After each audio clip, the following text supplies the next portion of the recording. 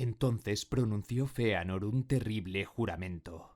Los 7 hijos se acercaron a él de un salto y juntos hicieron el mismo voto, y rojas como la sangre brillaron las espadas al resplandor de las antorchas. Era un juramento que nadie puede quebrantar ni nadie ha de pronunciar, aun en nombre de Ilúvatar, y pidieron para ellos la oscuridad sempiterna si no lo cumplían, y a Manwë nombraron como testigo, y a Barda, y a la montaña sagrada de Taniquetil, prometiendo perseguir con odio y venganza hasta el fin del mundo, a Vala, demonio, elfo u hombre aún no nacidos, o a cualquier otra criatura, grande o pequeña, buena o mala, a la que el tiempo diese origen desde ahora hasta la consumación de los días, que guardara, tomara o arrebatara a uno de los Silmarils de Fëanor. Así hablaron Maethros y Maglor, y Celegorm, Curufin y Caranthir, Amrod y Amras, príncipes de los Noldor, y muchos se descorazonaron al oír las terribles palabras, porque así dicho un juramento, malo o bueno, no puede quebrantarse, y perseguirá tanto al que lo cumple como al que lo quebranta hasta el fin del mundo. Fingolfin y su hijo Turgon hablaron por tanto en contra de Fëanor y despertaron palabras fieras, de modo que una vez más la ira estuvo cerca del filo de las espadas. Pero Finarfin habló dulcemente, como le era habitual, e intentó apaciguar a los Noldor, pidiéndoles que se detuvieran y meditaran antes que se hiciera algo que no pudiera deshacerse. Y Orodreth, solo entre sus hijos, habló de igual manera. Pero Galadriel, la única mujer de los Noldor que se mantuvo erguida y valerosa entre los príncipes contendientes, estaba ansiosa por partir.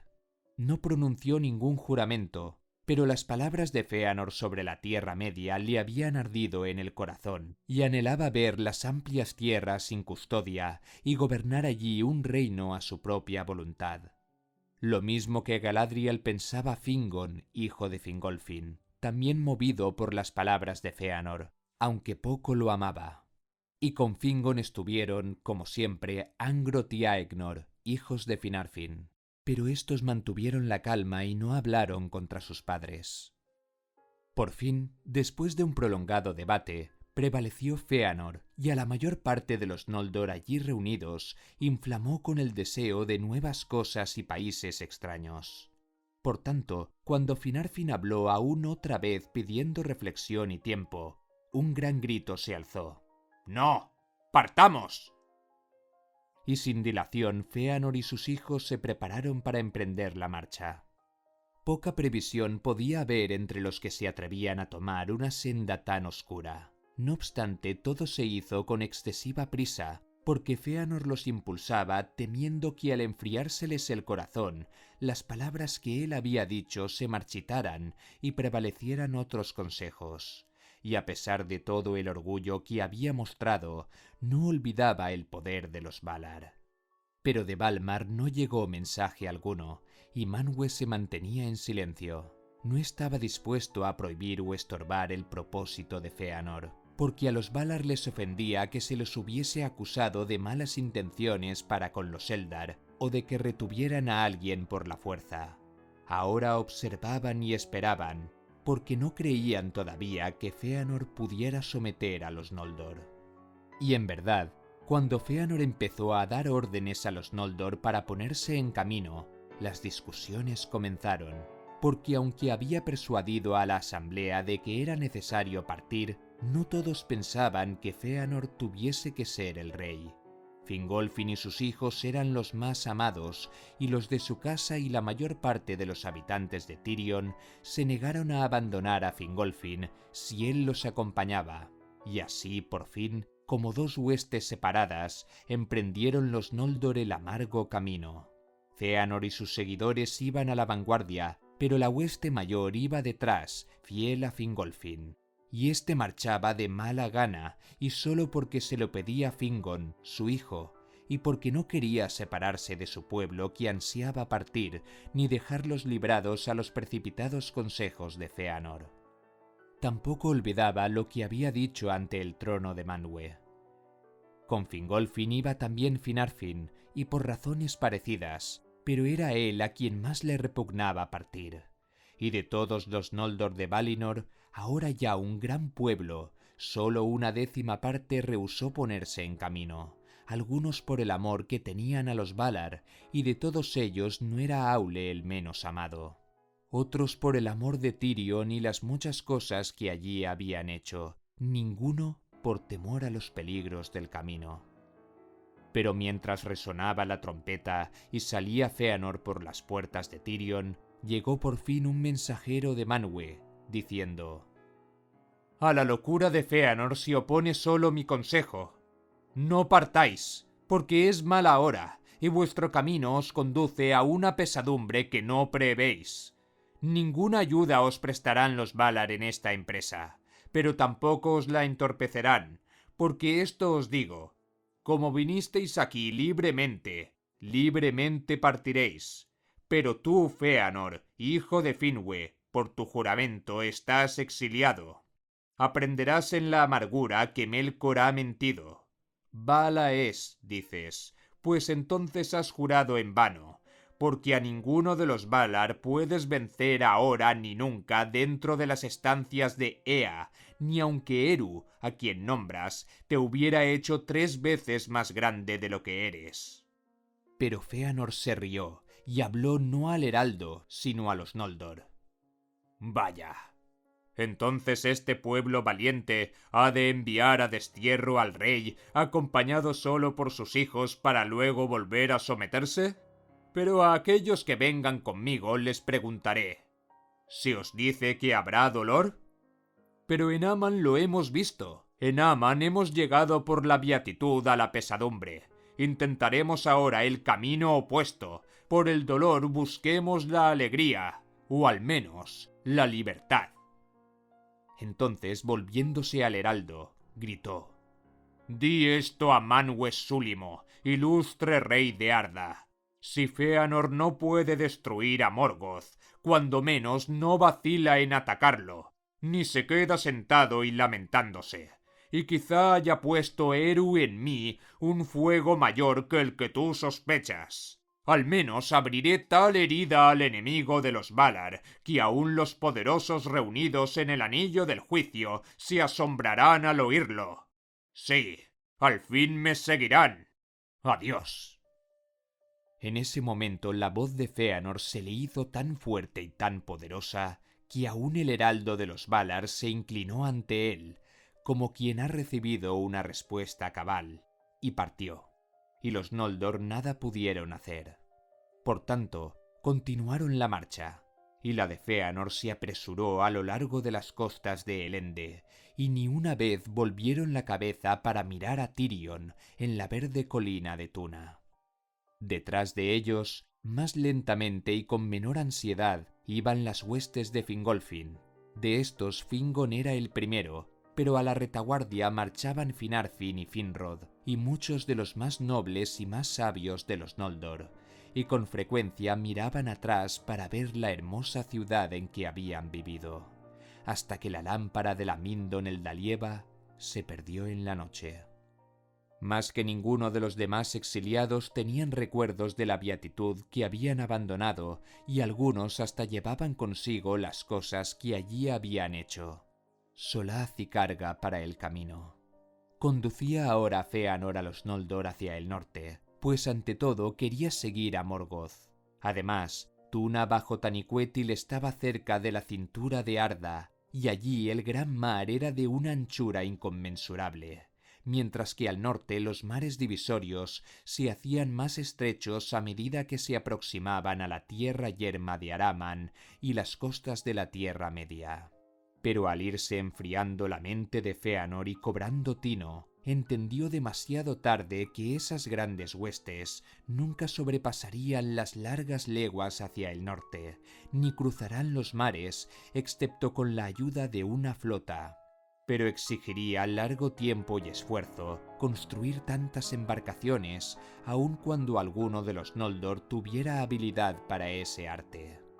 Por tanto, resolvió persuadir a los Teleri, siempre amigos de los Noldor, que se les unieran, e inflamado por su propia rebeldía, Pensó que de ese modo la beatitud de Valinor disminuiría todavía más, y él podría hacerle la guerra a Morgoth con mayor fuerza. Se encaminó pues deprisa al Aqualonde y les habló a los Teleri como había hablado antes en Tirion. Pero de cuanto pudo decir nada movió a los Teleri. Estaban en verdad apenados por la partida de parientes y viejos amigos, y parecían más dispuestos a disuadirlos que a prestarles ayuda, y no quisieron prestar ningún barco ni ayudar a construirlo contra la voluntad de los Valar. En cuanto a ellos, no deseaban otra patria que las playas de Eldamar y ningún otro señor que Olwe, príncipe de Aqualonde. Y él nunca había prestado oídos a Morgoth, ni le había recibido de buen grado en su tierra, y confiaba todavía en que Ulmo y los otros grandes entre los Valar pondrían remedio a las heridas abiertas por Morgoth, y que la noche pasaría y que luego habría un nuevo amanecer. Entonces Fëanor se encolerizó, porque aún temía retrasarse, y le dijo airado a Olwe: «Renunciáis a los amigos en la hora de necesidad. Sin embargo, aceptasteis agradecidos nuestra ayuda cuando llegasteis los últimos a estas costas, perezosos de corazón flaco, casi con las manos vacías. Todavía viviríais en chozas sobre la playa si los Noldor no hubieran cavado vuestro puerto y trabajado en vuestros muros». Pero Olwe respondió: «De ningún modo renunciamos a los amigos. Pero solo un amigo ha de censurar la locura del amigo. Y cuando los Noldor nos dieron la bienvenida y nos prestaron ayuda, hablaste de modo bien distinto. Íbamos a vivir para siempre en la tierra de Aman, como hermanos en casas contiguas. Pero en cuanto a nuestros blancos navíos, no proceden de vosotros. No aprendimos ese arte de los Noldor, sino de los señores del mar, y los blancos maderos los trabajamos con nuestras propias manos. Las blancas velas fueron tejidas por nuestras esposas e hijas. Por tanto, no las daremos ni las venderemos ni por alianza ni por amistad. Porque te digo, Fëanor, hijo de Finwë, estas son para nosotros como las gemas de los Noldor, la obra de nuestros corazones que nunca podremos repetir». Fëanor se alejó entonces, y ya fuera de los muros de Aqualonde se sintió acosado por negros pensamientos hasta que sus huestes estuvieron reunidas. Cuando juzgó que contaba con tropas suficientes, marchó hacia el puerto de los Cisnes y se puso a dar órdenes a los barcos allí anclados y a apoderarse de ellos por la fuerza. Pero los Teleri se le resistieron y arrojaron a muchos Noldor al mar. Entonces se desenvainaron las espadas y se desencadenó una amarga batalla en los barcos y en los muelles y malecones iluminados por lámparas y hasta sobre el gran arco de las puertas. 3 veces la gente de Fëanor fue rechazada y muchos murieron de ambos bandos, pero la vanguardia de los Noldor recibió el socorro de Fingon con los primeros de la hueste de Fingolfin, que al llegar y descubrir que se libraba una batalla en la que moría gente de su propio linaje, se unieron a ella sin conocer bien el motivo de la lucha. Algunos creyeron que los Teleri intentaban impedir la marcha de los Noldor por orden de los Valar. Así, por último, los Teleri fueron vencidos, y gran parte de los marineros que vivían en Aqualonde fueron muertos vilmente. Porque la desesperación había vuelto feroces a los Noldor, y los Teleri contaban con menos gente, y casi no tenían otras armas que unos arcos delgados. Entonces los Noldor se apoderaron de los navíos blancos, y cada remo fue manejado por el mejor tripulante con que pudieron contar, y se alejaron hacia el norte a lo largo de la costa. Y Olwe llamó a Ose, pero éste no acudió, porque no permitían los Valar que la huida de los Noldor fuera impedida por la fuerza. Pero Uinen lloró por los marineros de los Teleri, y el mar se levantó airado en contra de los asesinos, de modo que muchos barcos naufragaron y quienes iban en ellos murieron ahogados.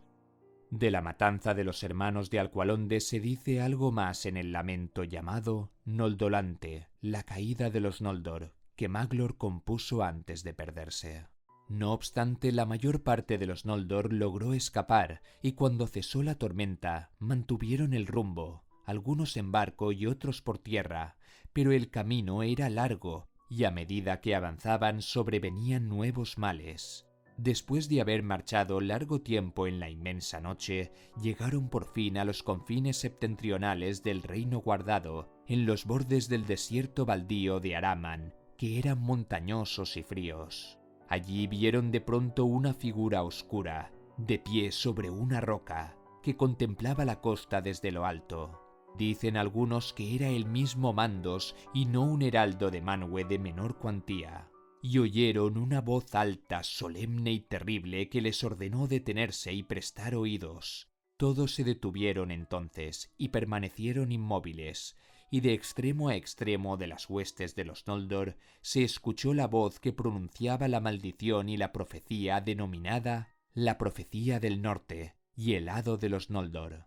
Mucho se predijo en palabras oscuras que los Noldor solo comprendieron cuando sobrevinieron los males, pero todos oyeron la maldición pronunciada contra los que no quisieron quedarse ni solicitar el juicio y el perdón de los Valar. Lágrimas innumerables derramaréis, y los Valar cercarán Valinor contra vosotros y os dejarán fuera, de modo que ni siquiera el eco de vuestro lamento pasará por sobre las montañas. Sobre la casa de Fëanor la cólera de los Valar cae desde el occidente hasta el extremo oriente, y sobre todos los que los sigan caerá del mismo modo. El juramento los impulsará, pero también los traicionará, y aún llegará a arrebatarles los mismos tesoros que han jurado perseguir. Al mal fin llegará todo lo que empiece en bien, y esto acontecerá por la traición del hermano al hermano, y por el temor a la traición serán para siempre los desposeídos. Habéis vertido la sangre de vuestros parientes con injusticia, y habéis manchado la tierra de Aman. Por la sangre devolveréis sangre, y más allá de Aman moraréis a la sombra de la muerte. Porque aunque Eru os destinó a no morir en Ea, y ninguna enfermedad puede alcanzaros, podéis ser asesinados, y asesinados seréis, por espada y por tormento y por dolor, y vuestro espíritu sin morada se presentará entonces ante Mandos. Allí moraréis durante un tiempo muy largo, y añoraréis vuestro cuerpo y encontraréis escasa piedad, aunque todos los que habéis asesinado nieguen por vosotros. Y a aquellos que resistan en la Tierra Media y no comparezcan ante Mandos, el mundo los fatigará como si los agobiara un gran peso, y serán como sombras de arrepentimiento antes que aparezca la raza más joven. Los Valar han hablado. Entonces muchos se lamentaron, pero Fëanor endureció su corazón y dijo: «Hemos hecho un juramento y no a la ligera. Lo mantendremos. Se nos amenaza con muchos males, y no es el menor de ellos la cobardía. Pero hay algo que no se dijo. Que padezcamos hoy de cobardía, de pusilanimidad o de miedo a la pusilanimidad. Por tanto, os digo que seguiremos adelante, y este destino pronostico, que los hechos que hagamos serán temas de muchas canciones hasta los últimos días de Arda». Pero a esa hora Finarfin abandonó la marcha y se volvió con pena y amargura contra la casa de Fëanor, y esto por causa del parentesco que lo unía a Olwë y Alqualondë. Y muchos de los suyos fueron con él entristecidos, y tomaron el camino de vuelta, hasta que contemplaron una vez más el rayo distante de la Mindon sobre Tuna, que aún brillaba en la noche. Y así llegaron por último a Valinor. Allí recibieron el perdón de los Valar y se le dio a Finarfin el gobierno del resto de los Noldor en el reino bendecido. Pero los hijos de Finarfin no estaban con él, pues no quisieron abandonar a los hijos de Fingolfin, y todo el pueblo de Fingolfin siguió adelante, aun sintiéndose empujado por la gente de su propio linaje y por la voluntad de Fëanor, y temiendo enfrentar el juicio de los Valar, pues no todos eran inocentes de la matanza de Alqualondë.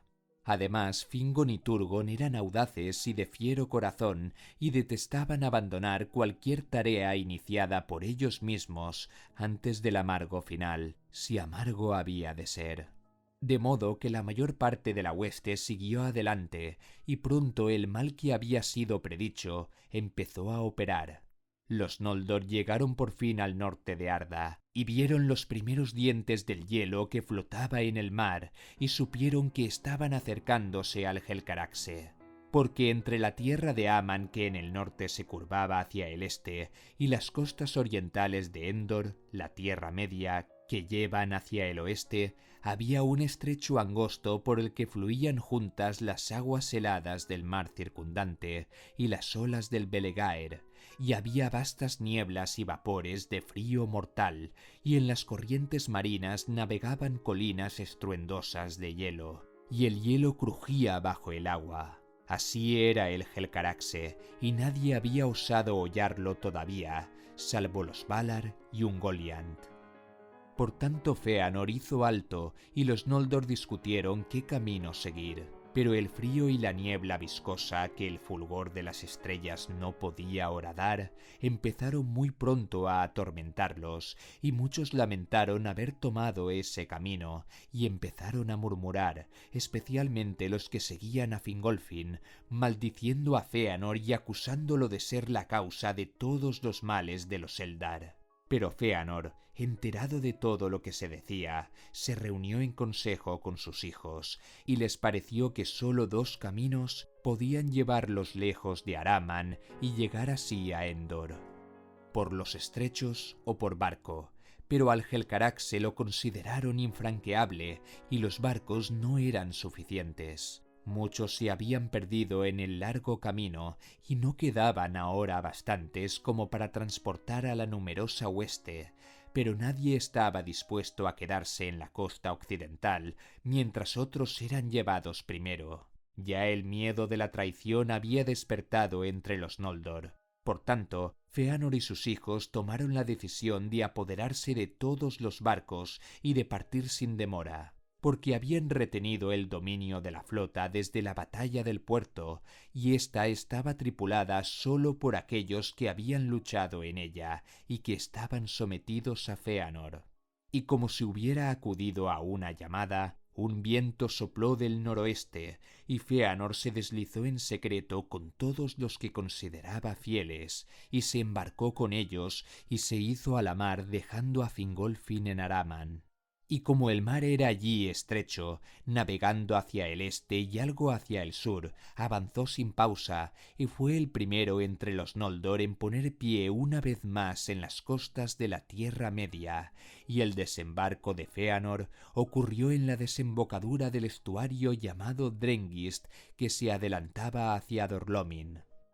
Pero cuando hubieron desembarcado, Maedhros, el mayor de los hijos de Fëanor y en un tiempo amigo de Fingon antes de que se interpusieran entre ellos las mentiras de Morgoth, le habló a Fëanor diciendo: «Ahora, ¿de qué barcos y remeros dispondrás para la vuelta? ¿Y a quién traerán de allí primero? ¿A Fingon el valiente?»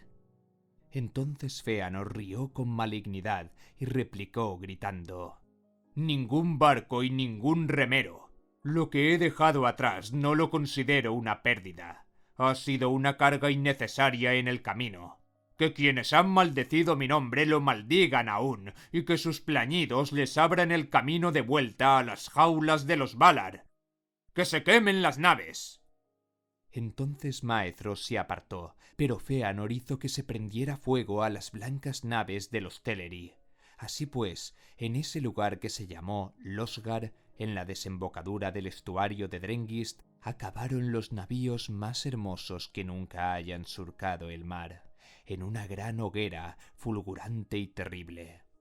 Y Fingolfin y su pueblo vieron la luz desde lejos, roja bajo las nubes, y supieron que habían sido traicionados. Estos fueron los primeros frutos de la matanza de Alqualondë y del hado de los Noldor. Entonces Fingolfin, al ver que Fëanor lo abandonaba, para que pereciese en Araman o regresara avergonzado a Valinor, se llenó de amargura.